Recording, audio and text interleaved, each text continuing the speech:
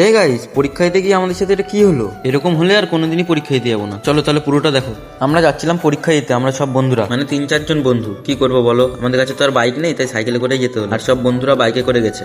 আমাদের অনেকটাই দেরি হয়ে গেছিল, তাও এসে দেখি এরা দাঁড়িয়ে আছে। সবাই পরীক্ষার হলে ঢুকে গেছে, কিন্তু এরা আমাদের জন্য দাঁড়িয়ে আছে। এদেরকেই বলে আসল বন্ধু।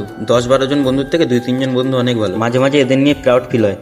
আর এই বন্ধুটা দেখো কি বলছে। বই কিনেছি কমসে কম 6 মাস আগে, বইয়ের একটা দাগ নেই, বই পুরো নতুন নতুন গন্ধ বেড়াচ্ছে, একদম পুরো নতুন বই, 2 দিন হয়েছে। এখন এই বইটা আমি কিছুদিন পরে বিক্রি করবো 100 টাকায়। দেখলে তো কি বললো, আমরা এরকমই, কারণ আমরা ব্যাক বেঞ্চার।